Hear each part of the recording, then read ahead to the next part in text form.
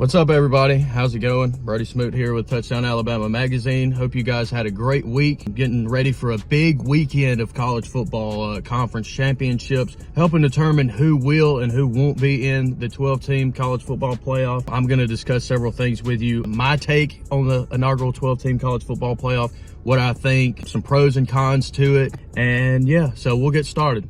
I feel like the 12-team college football playoff was meant to bring everybody together. There'd be less controversy, less conflict, less resumes being thrown up into the air and saying, hey, we're better than you, like stuff like that. I felt like it, the college football playoff committee thought it would simmer down, when in actuality, it has not. Controversy is heightened to a new level, and it will only continue to go from there. I feel like this expansion can be a good thing for college football, and then again, it can be a bad thing for college football. There's several talking points that I will make today with you, and yeah, we'll go from there. One of the first talking points that I will actually make with you guys is centered around Alabama, believe it or not. I'm sure you guys recollect in last year's college football playoff, the last 4-team college football playoff, Alabama was placed in the college football playoff over Florida State. Florida State won the ACC championship, went undefeated in the regular season. Alabama lost to Tennessee, wound up going to the SEC championship and knocking off an undefeated Georgia team. Well, Georgia and Florida State, both their fan bases, the team, the coaching staff, everything, even other teams across the country, felt like Georgia and Florida State, one of those two teams, was deserving of being in the college football playoff. The expansion was already in place, but I feel like it further solidified the committee's stance on the need for an expansion. We will see how things play out. I feel like it's a good idea. I feel like some teams and programs across the country feel like it's going to be beneficial for the game of college football. Other teams feel like it's going to be detrimental. Personally, I have mixed emotions about it. Like I said earlier, I feel like the college football playoff committee wants to slowly evolve college football into being more like the NFL in terms of the playoffs, and in several different areas and aspects, as well as like the NIL, transfer portal, players being able to be paid, incentivized for how they play on the field, stuff like that. Slowly becoming the NFL, which I don't really like. I'm not a fan of, but I feel like as far as the 12-team college football playoff is concerned solely, I feel like it gives teams an opportunity to kind of show the world or show the college football playoff landscape why they are deserving of being in the college football playoff. And for other teams, they will prove why they weren't deserving and why they should have never been in the college football playoff. But that's bound to happen. Like, that's going to happen, over the years as we evolve and see where this 12-team college football playoff takes us. I feel like there will be some changes and some tweaks made. Personally, I hope there is.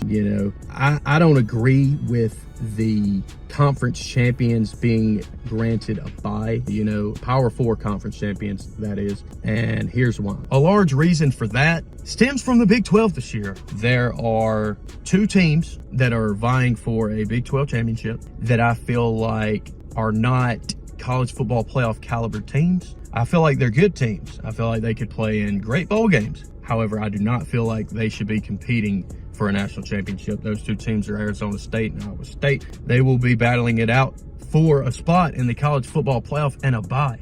So that means that one of them will be a top 4 seed in the college football playoff, which I don't agree with. I feel like neither one of them have strong resumes. I feel like the Big 12 out of all the other conferences is definitely the weakest, especially out of the Power 4. I feel like there's teams that are even in non-Power 5 or Power 4 now that are more deserving. Maybe Tulane, maybe Army, Boise State, UNLV. Teams like that have faced just as difficult as schedules and have proven more to me, and I'm sure multiple other people, several of you guys that are listening to this, that they are more than ready to, showcase what they're made of, basically, in the playoffs. And I just feel like those 2 teams, Iowa State and Arizona State, they had plenty of opportunities and they didn't take advantage of them. But with the system being set up like it is, they're automatically getting a bid, and I just disagree with that. I feel like there are 2 SEC teams, 3 right now in limbo. Alabama, well, not necessarily in limbo. Alabama's in limbo. There's 1 team in limbo and 2 teams that are out, essentially, in South Carolina and Ole Miss. And I feel like they have good reasons for why they should be in the college football playoff over somebody like Iowa State or Arizona State. Now, one aspect that I do agree with the College Football Playoff Committee implemented in this new 12-team college football playoff is having a non-Power 4 team, the highest ranked team or the highest team that won their championship, being able to make the 12-team college football playoff. I do agree with that. A team like Boise, a team like UNLV, a team like Tulane, a team like Army. Everybody loves the underdog story. And I feel like a large reason for why the College Football Playoff Committee did that was because of that UCF team, if you guys remember, that went undefeated. They went 14-0 and knocked off Auburn in the Chick-fil-A Peach Bowl. I'm not sure I'm correct on that, but UCF being one of those teams. And I feel like that's good for college football. But, you know, like I said, teams being granted an automatic spot in the college football playoff for winning their championship, you can make an argument for and against. And in this case, I'm making an argument against. But yeah, one of the last talking points that I will make today is the ACC. And why I'm talking about the ACC? Well, it mainly stems from Clemson. I feel like Clemson is undeserving of being in the college football playoff. With a win, they're automatically in the college football playoff and get a bye. They have 3 losses. They lost 2 games by double digits and lost to their rival at home in the biggest game of the year. Yet they still got an opportunity to make the ACC championship because Miami blew a 21-0 lead to Syracuse on the road, one of their 2 hiccups of the season. With that happening, Clemson was granted a spot in the ACC championship. Now, if they knock off SMU, they're in the ACC, they're in the college football playoff, and SMU is fighting for probably the last spot in the college football playoff with Alabama. One of those 2 teams will make it. And personally, I feel like Alabama and SMU are deserving of being in the college football playoff over Clemson. But if Clemson wins, they're automatically in. So that conversation won't even exist in the room where the College Football Playoff Committee is making the decisions on who should and who shouldn't be in the college football playoff. I just feel like there's a lot of flaws overall, but there are pros, like I mentioned, you know, teams like Indiana, Boise State, and potentially SMU being able to showcase their brands and showcase their programs on the highest level in the college football playoff. So I feel like there's some good things to it. As far as Alabama and the SEC is concerned, I feel like the expansion is going to make the playoffs more difficult because the SEC and Big Ten especially as well, those are the 2 power conferences it seems to be this year. And the SEC will have 4 to 5 teams in the college football playoff, and the Big Ten will have 3 to 4 teams in the college football playoff, I believe. Matter of fact, I know. So I feel like it's beneficial for those conferences, but at the same time, it makes things more difficult. It makes things more like an NFL grind. It makes it more difficult on the kids. You know, they're student athletes as well. They have to worry about academics, practice, weight room, and now the season is going a month longer. So it definitely takes its toll on them, and I feel like it'll be worth it in the end. But at the same time, are you going to, like, once you get to the national championship, are you going to see, even in any of these college football playoff games, are you going to see a team at its full strength? Because you know you're never going to see a team at their full strength, but you want a team to be as close to 100% as possible. You want the outcome to not be a fluke.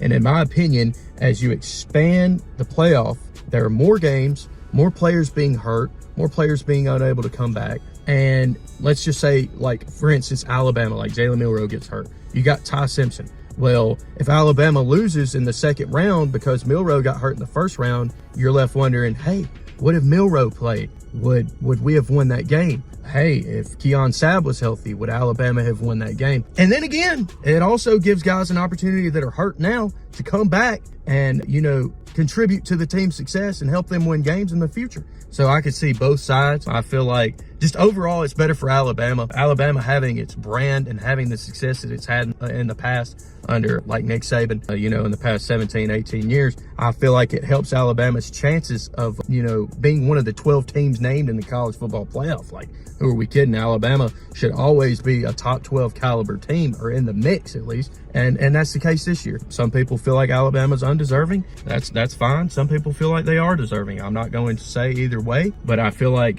I said, there are definitely some teams that should not be in the college football playoff or even in the conversation. And there are some teams that should be in the conversation. They're not being talked about enough because of the automatic conference bids for winning the conference championships. Whatever the case may be, and however you may feel, it remains to be seen how things will play out. We will have a better picture on Sunday, obviously, when they announce the field. I feel like Alabama has a good shot of making it, but Alabama's hopes are dependent upon SMU. Well, some would say that. I'm not sure. I'm not the committee, so I don't know how they view that. With an SMU loss, do you make the argument of Alabama over SMU, or do you put SMU in because they got less losses? Well, you see that the committee's already made kind of the statement that just because Miami has less losses does not mean they're more qualified to make the college football playoff. And in that case, we saw when the poll was released on Tuesday, the college football playoff poll, that Alabama was ahead of Miami. Miami's essentially out of the college football playoff. So I feel like the controversy will heighten, like I said, if SMU were to lose to Clemson.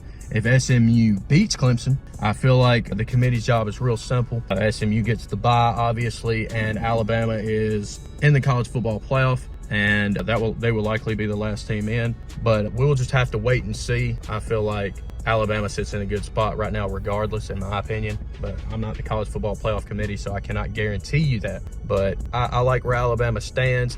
And these are just my thoughts, on the expansion, the 12-team college football playoff, some of the pros and cons. And yeah, I just wanted to get on here and speak with you guys about it because I know a lot of people have varying opinions. And, I want to hear you guys' opinions too. And yeah, Brody Smoot, Touchdown Alabama Magazine, signing out.